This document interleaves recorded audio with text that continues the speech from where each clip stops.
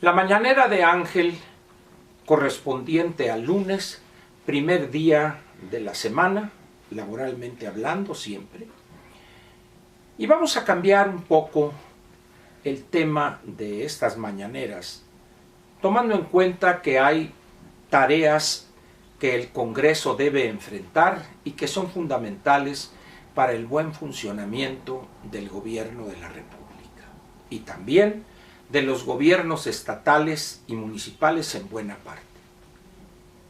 La discusión de la iniciativa de ley de ingresos en el Senado de la República, una vez que Cámara de Diputados les ha enviado las minutas correspondientes, tanto de la miscelánea fiscal como de la iniciativa misma de ley de ingresos, los obliga a que a partir de hoy y a más tardar el último de este mes, tienen ellos que aprobar esa iniciativa para que la Cámara de Diputados se aboque a discutir el presupuesto de egresos de la Federación, el proyecto de decreto que envió el Ejecutivo a Cámara de Diputados este 8 de septiembre.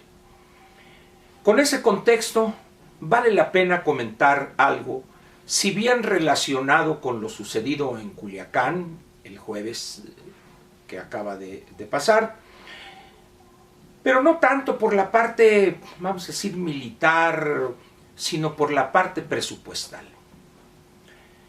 Realmente se requiere ser alguien muy limitado intelectualmente o tener una escasísima o nula capacidad de entendimiento para no entender que en ese presupuesto que se discutirá en Cámara de Diputados, la primera prioridad, por encima de todo lo demás, debe ser otorgar o conceder recursos en el presupuesto para enfrentar el problema que se vio en Culiacán. Al margen de los detalles que usted seguramente los conoce, incluso mejor que yo, posiblemente, tenemos situaciones como esta. Antes de 15 minutos de que empezó todo, vamos a ponerlo de esa manera, ya estaban varios cientos de personas armados hasta los dientes, con armas de alto poder, controlando Culiacán. Una capacidad organizativa y logística que sorprendió a todo el mundo. Esto tiene dos explicaciones. Una, que esas personas viven en Culiacán. Ese arsenal que mostraron casi de inmediato está todavía hoy en Culiacán y ahí está desde hace varios años. Es un ejército que está distribuido en varias colonias con un gran apoyo social que les permite pasar inadvertidos.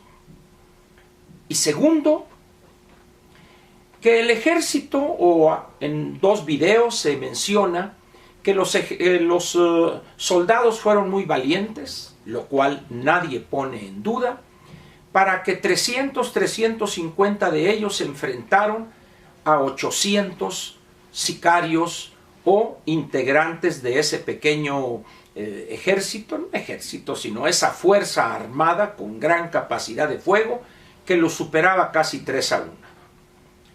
Y la respuesta del gobierno federal, ¿cuál fue?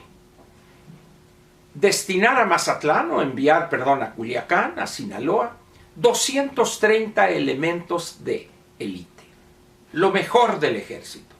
Y dice uno, a ver, las cuentas no salen. Por un lado nos dicen que 350 enfrentaron a 800. Bueno, ante esa desigualdad en la fuerza, lo lógico sería que el ejército destinara 1,000, 2,000 o 3,000 elementos para con una capacidad de 4 o 5-1 pudieran enfrentar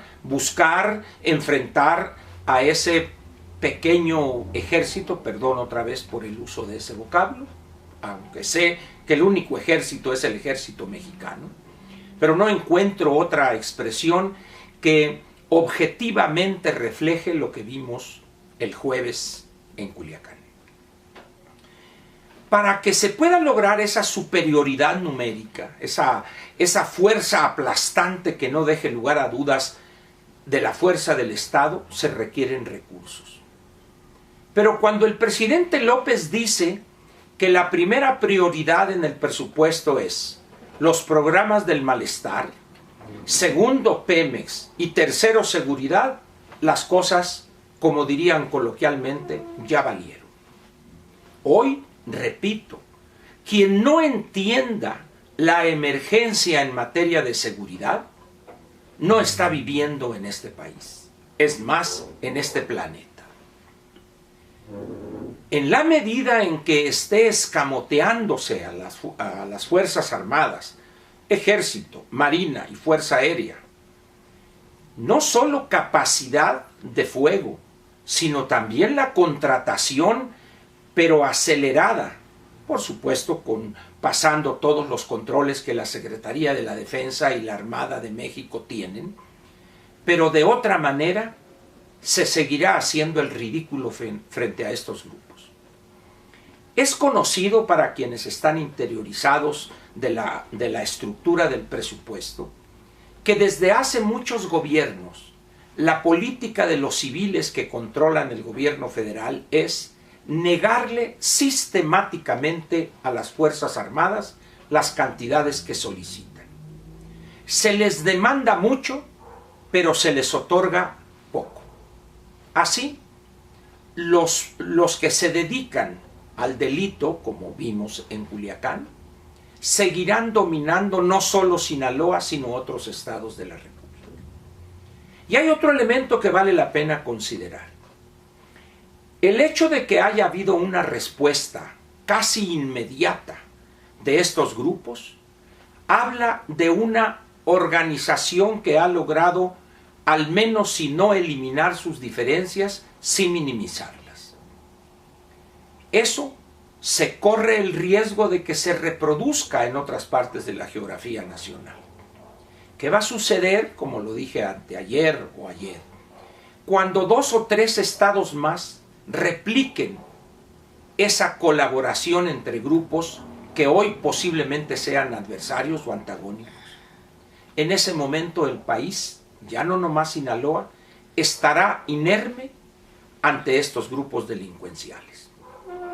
¿Será posible enfrentarlos con esos juicios cursis, con esos juicios de que si no hubiéramos hecho esto, no estaríamos gozando de la tranquilidad espiritual que hoy se disfruta, por ejemplo? Eso dijo el presidente. O estamos en la estrategia correcta porque estamos atacando las causas sociales. El problema es que una situación como la pobreza, la marginación, la miseria en algunas regiones del país es algo que nos viene de lejos, desde la colonia, para no irnos más atrás. En esas condiciones, pues, esperar que una vez que se enfrenten las causas, entonces se va a acabar esa delincuencia, es no tener la cordura necesaria para analizar los problemas que enfrenta el país. Para concluir, pues, este comentario, si el gobierno federal y el Congreso de la Unión no entienden y actúan en consecuencia que la prioridad número 1 por encima de las demás hoy es la seguridad, es fortalecer la capacidad en todos los aspectos de las Fuerzas Armadas, nos estarían condenando a los mexicanos a entregar el campo a grupos como los que actuaron este jueves pasado en Culiacán. Es conocida la necedad del presidente en cuanto a que no le toquen ni le quiten un 5 para sus programas del malestar. Situación que, dice uno, no tiene lógica, no tiene el menor sustento. Sin embargo, si tanto los senadores como los diputados caen en ese juego perverso y ceden, como dice la expresión coloquial, que Dios nos agarre confesados. Lo que vimos en Culiacán no es algo menor. Aquel que intente minimizarlo puede encontrarse con sorpresas muy desagradables, empezando por el presidente. Decir que enfrentaron 350 soldados a 800 elementos de estos grupos delincuenciales y luego les envían 230, pues bonito favor. Pueden ir a Culiacán y preguntar cuál es el ambiente que priva, no entre la gente de Sinaloa, sino entre los familiares de los soldados. ¿Quién con gusto, si no es que nada más por la disciplina, se irá a Sinaloa? No querrá arriesgar la seguridad de su familia, de su esposa, de sus hijos. No lo querrá hacer y es entendible. ¿No veremos acaso un número de bajas por encima del promedio o de deserciones? Hablan de que habló el presidente con el presidente de los Estados Unidos, el señor Donald Trump. Vamos a ver cómo limitamos la cosa de las armas. Siento decirles que las armas que requieren esos grupos ya están en México. Ya están aquí en el país. Están en Culiacán, están en Morelia, en Chilpancingo, ya están aquí. Los arsenales que han logrado ir conformando son de pavor. Y por otra parte, como se suele decir en el mundo de la guerrilla, no te preocupes, las armas las tiene el de enfrente, vamos a quitárselas. O, como se dice ahora en la jerga coloquial de estas actividades, vamos a comprarlas. ¿Que cuánto vale una Barrett o alguna otra cosa similar? $10,000, $20,000. Estas personas pueden dar 50, 100 mil dólares por cada una y por desgracia van a sobrar los vendedores. No nos engañemos pues. Alguien tiene que decirle a López que está equivocado. Alguien tiene que parar a López en sus insensateces.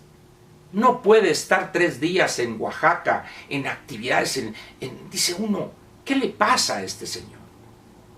En fin, 30 millones y un poquito más de babiantes electores, hoy, si realmente son mexicanos bien nacidos, deberían estar lamentándose de haber entregado su voto a alguien. Iba a decir que piensa así, pero me retracté, detuve ese juicio. ¿Por qué?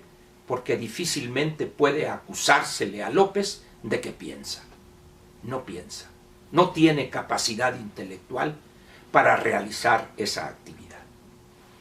Muchas gracias por su atención, lo espero mañana y seguiremos con esta cuestión de la integración, primero de la ley de ingresos, a ver qué cambios le hacen para tener más dinero de la nada, y luego, cuando llegue el momento, a partir del 1 de noviembre, de la discusión del presupuesto en Cámara de Diputados. Por lo pronto, muchas gracias.